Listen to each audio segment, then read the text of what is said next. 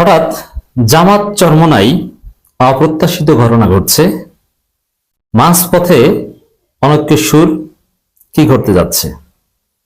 দর্শক, এই অভিযোগটা বেশি চরমোনাইয়ের পক্ষ থেকে। আর এখন পর্যন্ত যে আসন সমঝোতা হয়নি এটা তো স্পষ্ট, কারণ 29শে ডিসেম্বরের আগেই, দ্যাট মিনস মনোনয়নপত্র জমা দেওয়ার শেষ সময়ের আগেই আসন সমঝোতা হওয়া উচিত ছিল, কিন্তু সেটা হয়নি। মনোনয়নপত্র প্রত্যাহারের শেষ সময় পর্যন্ত অপেক্ষা করতে হবে জামাত চরমোনাই সমঝোতার জন্য। তো এটা তো স্পষ্ট যে এখন পর্যন্ত ঐক্যমতে পৌঁছাতে পারেনি। তবে রাজনৈতিক কোনো অনৈক্য নেই, জাস্ট আসন সমঝোতা বিষয়ক অনৈক্য। দুইটা বিষয়, একটা হচ্ছে রাজনীতির কোনো পয়েন্টে ডিসকর্ড, যে এই জায়গায় জামাত চরমোনাই আলাদা, তখন তো আসন সমঝোতা আলোচনায় যাওয়া যায় না। কিন্তু অন্যান্য সব বিষয় ঠিক আছে, জাস্ট আসন সমঝোতা, কাকে কোন আসন দেওয়া যেতে পারে, চরমোনাই কয়টা, জামাত কয়টা, এইগুলো এখন পর্যন্ত ঠিক হয়নি। এখানে আবার কিছুটা জটিলতা বৃদ্ধি করেছে যে এনসিপির সাথে জামাতের সমঝোতা কিন্তু অনেক দূরে গিয়েছে। আপনারা দেখেছেন যে জামাতের অনেক নেতা ফেসবুকে পোস্ট দিয়ে নির্বাচন থেকে সরে দাঁড়িয়েছে, যে এনসিপির অমুককে সমর্থন দিয়ে আমরা সরে দাঁড়িয়েছি। কিন্তু চরমোনাইয়ের ক্ষেত্রে কিন্তু এটা হয়নি, যে চরমোনাইয়ের অমুককে সমর্থন দিয়ে আমরা সরে দাঁড়িয়েছি, এটা কিন্তু হয়নি। এর মানে জটিলতা আছে, ইটস ট্রু। তবে জামাতের লোকজন এ বিষয়ে মুখ খুলছে না। তবে জামাতের অ্যাক্টিভিস্টরা বলার চেষ্টা করছে যে ইমোশনাল হয়ে চরমোনাইকে বেশি আসন দেওয়া যাবে না।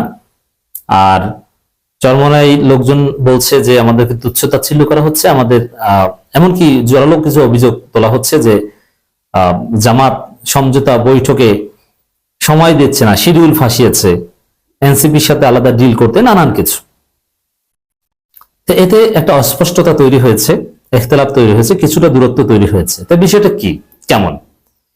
বহুল প্রত্যাশিত জামাত চরমোনাই অসম্ভব ঐক্য, যেটা একসময় কল্পনা করা যেত না, সেটা কি শেষ পর্যন্ত থাকবে না, না কি ঘটতে যাচ্ছে? দেখেন, প্রথম কথা হচ্ছে যে না, এত হতাশ হবেন না, কিছু রিয়ালিটি আপনাকে বুঝতে হবে। প্রথম কথা হচ্ছে যে পলিটিক্যাল কোনো ইখতিলাফ নেই, এটা সবচেয়ে আশার দিক। যা আছে এটা আসন বন্টন বিষয়ক। আর দ্বিতীয় হচ্ছে আসন বন্টন বিষয়ক যেটুকু ইখতিলাফ, এতটুকু রিয়ালিটি। জামাত আলাদা একটা দল, চরমোনাই আলাদা একটা দল, তাদের মধ্যে সারা জীবন ছিল মারাত্মক শত্রুতা। তারা এখন এখানে এসেছে। আসন বন্টন এটা একটা পলিটিক্যাল নেগোসিয়েশন, এটা মসজিদের কাতার বন্টন না, যে ভাই আপনি সামনে যান, না না না আপনি সামনে যান, আপনি মাঝখানে দাঁড়ান, বিষয়টা এরকম না। আপনি ইমামতিতে যান, না আজকের নামাজটা আপনি পড়ান, এটা না। এটা জটিল, এটা অনেকটা দুনিয়াবী স্বার্থ সংশ্লিষ্ট বিষয়, জিতে আসার রিয়ালিটির বিষয়, কোন দল কতটুকু পেল। আর সাইকোলজি এটা দেখেন, এই যে কথাটা বলে এটাও মানতে হবে, এগুলো বুঝতে হবে আমাদেরকে। জামাত চরমোনাই দুই দলের জনশক্তিদেরকে আমি সতর্ক করছি এবং আপনাদের এই দৃষ্টিভঙ্গিটা কিছুটা শানিত করার চেষ্টা করছি আলোচনার মধ্য দিয়ে। বলা হয় যে জিতে আসার মতো প্রার্থী আমরা দিব, এখানে কোন দল কি পেল বা আমি আমার দলের স্বার্থ আমি দেখবো না, এই কথাগুলো এগুলো হচ্ছে ইউটোপিয়ান কথা। রিয়ালিটি হচ্ছে, যেমন চরমোনাই যদি তর্ক করে কোনো একটা আসন নিতে পারে এবং তারা যদি মনে করে যে না এখানে আমি আসন নিলে হেরে যাব, তারপরও নিব, এটাও ঠিক না। হেরে যাওয়ার চেষ্টা সম্ভাবনা থাকলেও সে আসন নিতে পারলে আসন নিবে। সে বলবে না যে না এখানে আমার প্রার্থী পারবে না, আপনার প্রার্থী পারবে, ভাই আপনি নেন। রাজনীতি এত সহজ নয়, পাইলে কেউ ছাড়তে চায়। জামাতের ক্ষেত্রেও সেম। সাপোজ জামাত বিএনপির সাথে জোট ছিল, তখন জামাত যদি কোনো একটা আসন বিএনপি বলতো, সাপোজ গোপালগঞ্জের একটা আসন, বিএনপি যদি বলতো গোপালগঞ্জের এই আসনটা এখানে বিএনপি এটা নিতে চায় না, আপনারাই নেন, তো জামাত জানে নিশ্চিত পরাজিত হবে, বরং ওখানে বিএনপির কেউ দাঁড়ালে কিছুটা প্রতিদ্বন্দ্বিতা হবে, তারপরও জামাত খুশিতে খুশিতে ওইটা নিবে। কেন? যে ওখানে আমার সাংগঠনিক কাজের গতি বৃদ্ধি পাবে। এটা রিয়েলিটি। এর মানে এখানে স্বার্থ কে কতটা বেশি পায়, কে কতটুকু বেশি নিতে পারে, এটা একদম রিয়েলিটি, এটা এড়ানো যায় না, নাম্বার ওয়ান। দ্বিতীয় হচ্ছে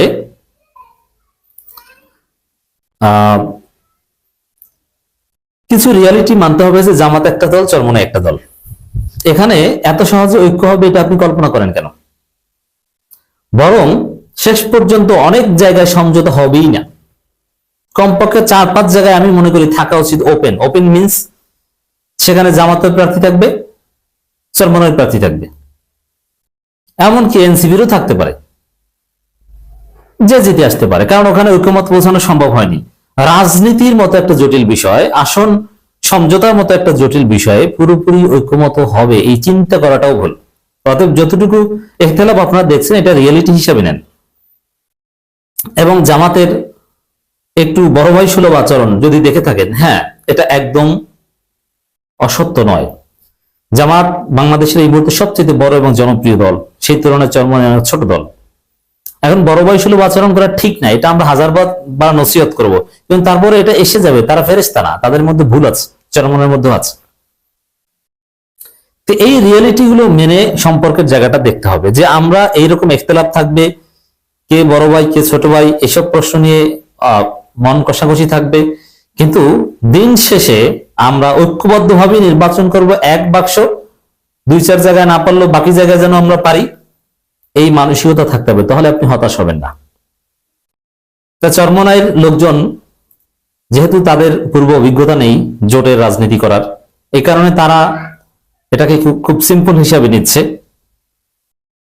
যে এখনো সমঝোতা হয়নি, তাহলে মনে হয় গেল কি, এটা ঠিক হচ্ছে না, ইত্যাদি ইত্যাদি, কিছু মনে কিছু কষ্ট পাচ্ছেন। আবার জামাতকে অনেক রিয়ালিটি বিবেচনা করতে হচ্ছে, যে ইমোশনাল হয়ে চরমনাইকে আমি দিয়ে দিলাম। চরমনাই ভোটের রাজনীতিতে এনসিপির চাইতে অনেক বড়, কিন্তু মাঠের রাজনীতিতে আরো নানান পলিটিক্সে চরমনাইয়ের চাইতে এনসিপি অনেক বড়। তা জামাতকে সব দিক বিবেচনা করতে হচ্ছে। জামাত জেতার জন্য নির্বাচন করে, মনে রাখবেন যে চরমনাই এখানে জেতার কোনো বিষয় নাই, কারণ তারা ওইভাবে ক্ষমতায় যাবে বা এটা তারা চিন্তাও করে না। এখন জোটের সমীকরণে যদি ক্ষমতার পাঠ হতে পারে, এই সুযোগ তাদের আগেও ছিল। নতুন ভাবে চরমনাইয়ের সামনে বিরাট কোনো সুযোগ তৈরি হয়নি যে তারা একদম ক্ষমতায় চলে যেতে হবে। অতএব চরমনাইয়ের এই চিন্তাটা নেই যেটা জামাতের আছে। জামাতকে কিছু কিছু ক্ষেত্রে কঠোর হতে হচ্ছে, কৌশলী হতে হচ্ছে। এখন জামাত চরমনাই দুইটা দল, তাদের মধ্যে এখনো এই দর কষাকষি করে আসন বেশি নেওয়া কম দেয়া এটা চলছে, এখনো চলছে, চলবে। যেমন আমি একটা উদাহরণ দিই, বরিশাল 5 আসন, এক্ষেত্রে শাহেকে চরমনাই বলছেন এটা আমার আসন, এটা কেউ চাইতেই পারে না। আবার জামাত অলরেডি নমিনেশন পেপার সাবমিট করে দিয়েছে। সাবমিট করেছে তো করেছে, তারা নমিনেশন পেপার সাবমিট করে সেই ছবি আবার জামাতের সেন্ট্রাল অফিসিয়াল ভেরিফাইড ফেসবুক পেজে দিয়েছে। কেন?